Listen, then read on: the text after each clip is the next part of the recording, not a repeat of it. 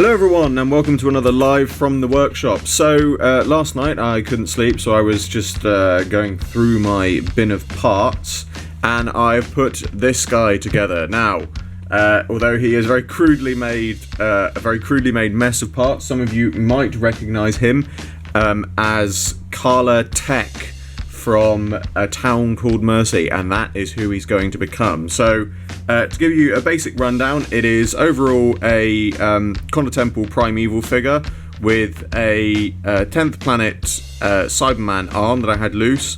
The head is from a Roman figure. I've just removed the hat, the helmet, and the hat itself is from a Winston Churchill figure. I did consider looking at using a cowboy hat Stetson from the 11th Doctor figure. However, unfortunately, I didn't have one spare. This is the one I had spare, and it doesn't look too bad actually. I think it's gonna look the part once it's done. The belt is from a what's his name? John Hart figure from the Torchwood series, and obviously many of you will recognise the bandolier from the Night of the Doctor figure, because I don't have my Night of the Doctor displayed with his bandolier. So yeah, I'm pretty pleased with how the basis has come out, and obviously cloak from a Roman figure as well. Not forgetting that.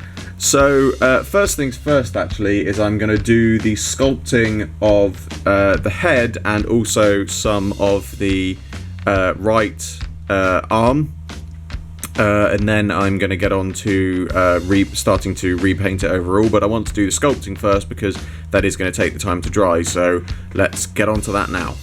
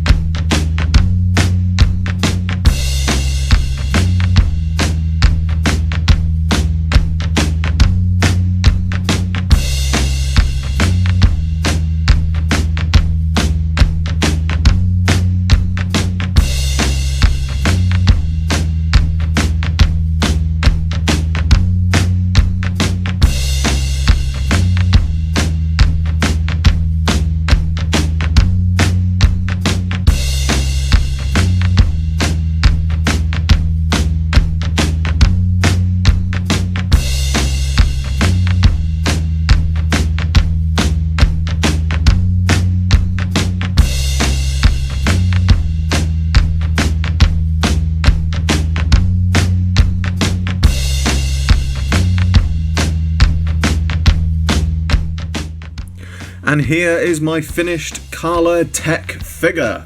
So, give you a quick rundown again. Overall, it is a Connor Primeval figure with a 8th Doctor's bandolier, a John Hart from Torchwood's gun belt, a Roman soldier cloak, a Roman soldier head with Churchill's hat. The arm is built around a 10th Planet Cyberman arm, and that's basically it. So, to take you over a few of the details, so obviously repainted it overall, and repainted, in fact I think pretty much all of it's been repainted, with the exception of the face. The one thing I'm slightly annoyed about the face is he does still have an eyebrow. I forgot to paint that out. I might go back and do that at a later date. But yeah, I'm really pleased with how it's come out. It's very good. It's a fairly decent likeness, I think, as for the character. So obviously, as I said, you've got the cloak on the back.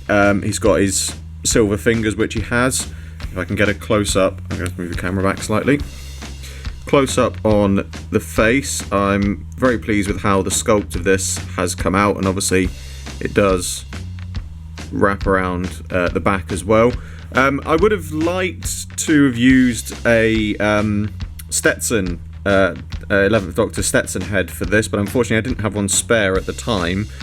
I might go back and do this later, I might change it, but I actually think the Churchill hat doesn't look too bad. That's come out very well. So moving on to the gun arm, as I said, this is basically just a Cyberman arm, and then I've used milliput and just a bit of plastic doweling around the edge. The design, I've gone for the designs at something a little bit different because it was just a bit too fiddly to get all of the completely intricate designs as there were. But you know, as far as the actual sort of look and design of the gun goes, I'm very pleased with how it's come out and how it looks.